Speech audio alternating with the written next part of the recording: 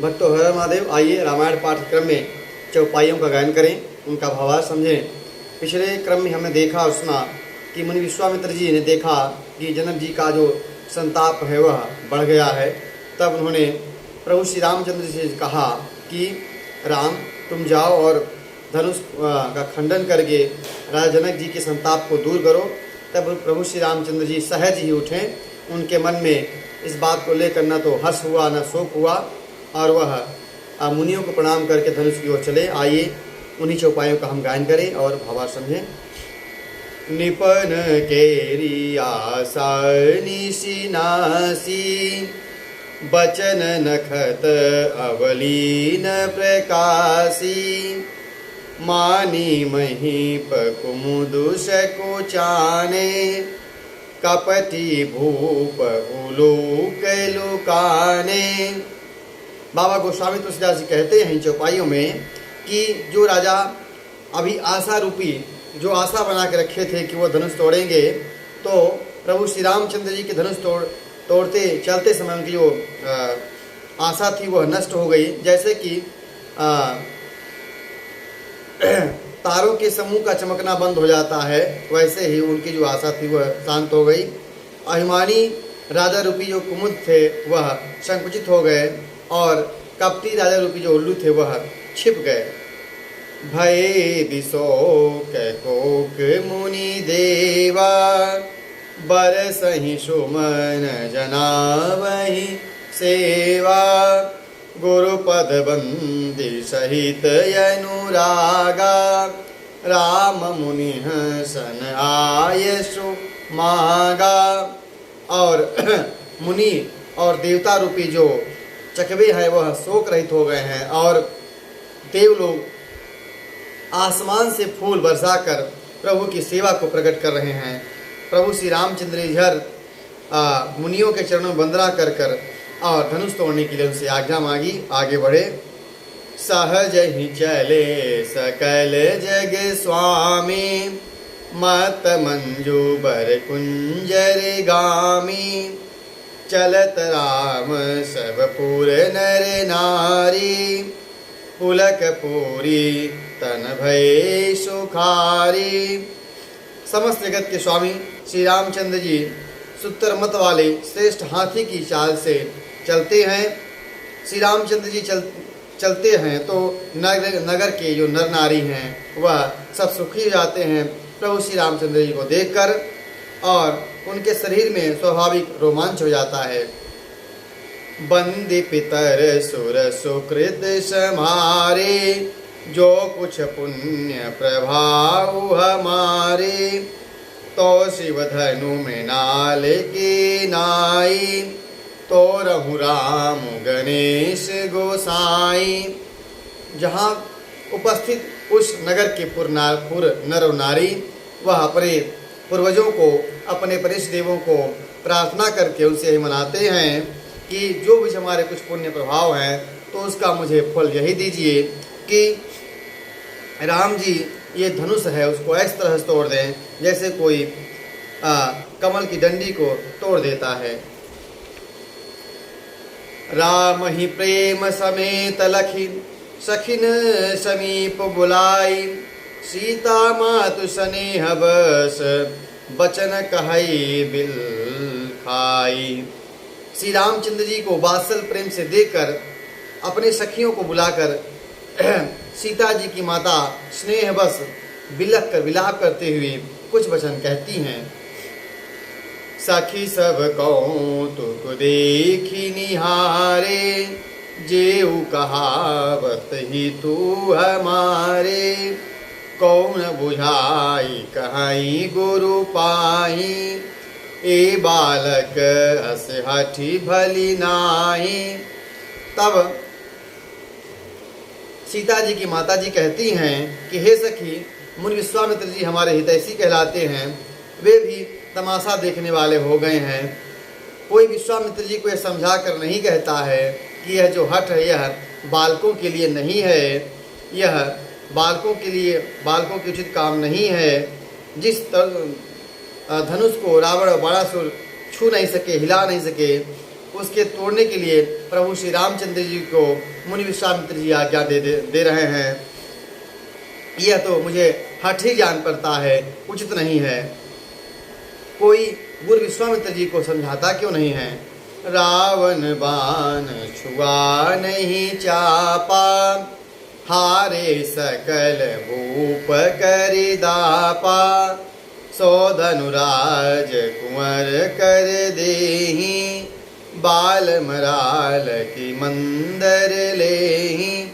रावण और बाणासुर ने जिस धनुष को छुआ तक नहीं और सब राजा घमंड करके हार गए, वही धनुष मुनि जी राजकुमारों के हाथ में दे रहे हैं, जैसे किसी हंस के बच्चे को मद्राचल पर्वत उठाने के लिए कहा जाए, ठीक उसी प्रकार है।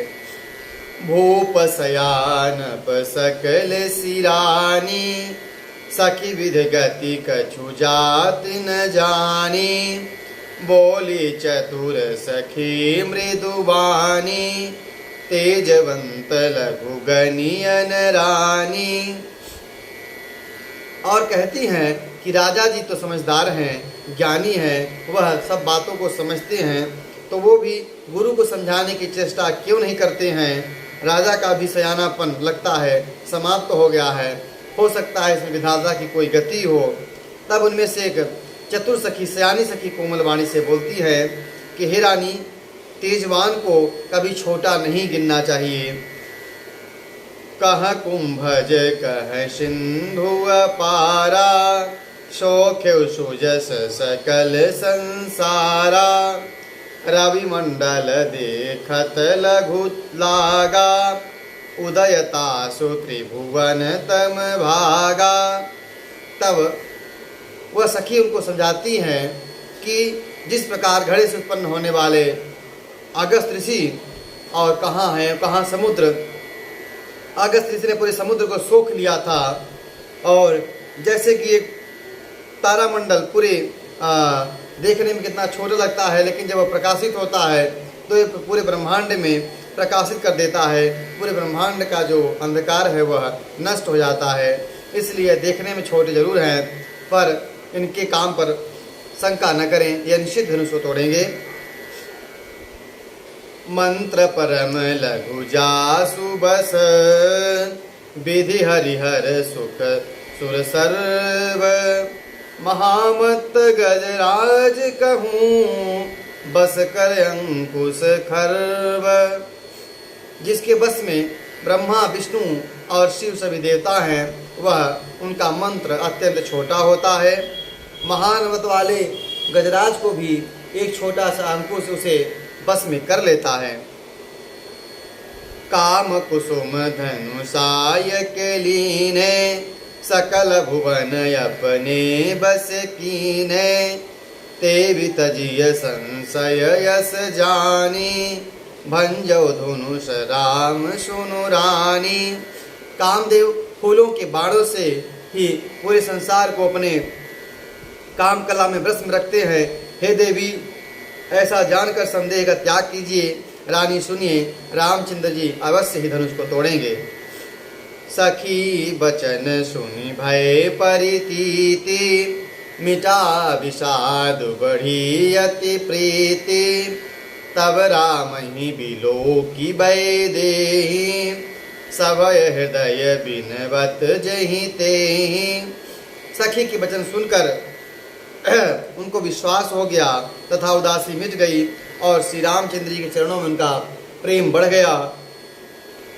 उसी समय श्री रामचंद्र जी को सीता जी देखकर और जहाँ तहाँ कई देवताओं से विनती करती हैं। मन ही मन मनावय कुलानी, होहु प्रसन्न महेश भवानी, करहु सफल आपन शिवकाई, करहि तुहरु चाप गरुआई। गणनायक बरदायक देवा, आज लगे कीन्यू तुम सेवा, बार बार बिनती सुनी मोरी, करहु चाप गरुतायति थोरी। सीता जी प्रभु श्री रामचंद्र जी को देखती हैं कि प्रभु श्री रामचंद्र जी धनुष तोड़ने जा रहे हैं, तो वह उनके मन में भय के कारण वह कई देवताओं से प्रार्थना करती हैं। तो सबसे पहले वह भगवान शिव व माता पार्वती से प्रार्थना करती हैं कि मैंने जो आपकी सेवा की है उसका मुझे फल दीजिए और इस धनुष का जो भारीपन है, इसका जो वजन है वह कम हो जाए। फिर इसके बाद वह भगवान गणेश से प्रार्थना करती हैं कि मैंने जो आज तक आपकी सेवा की है, आपसे मेरी बार बार विनती है कि मेरी विनती को आप सुनिए और जो धनुष का भारीपन है उसको कम कर दीजिए, ताकि प्रभु श्री रामचंद्र जी इसे तोड़ सकें। देखी देखी रघुवीर तन सुरमनाव धरि धीर, भरे बिलोचन प्रेम जल पुलकावली शरीर। श्री रघुनाथ जी को देखकर सीता जी धीरज धरकर देवताओं को मना रही हैं और उनके मन में नेत्रों में प्रेमाश्रु भरे हुए हैं और शरीर में रोमांच हो रहा है। आज की था यहीं तक। अगले भाग में हम फिर धनुष यज्ञ के प्रसंग को गायन करेंगे। कथा अच्छी लगी हो तो YouTube चैनल को सब्सक्राइब करें, कमेंट करें, शेयर करें। हर हर महादेव।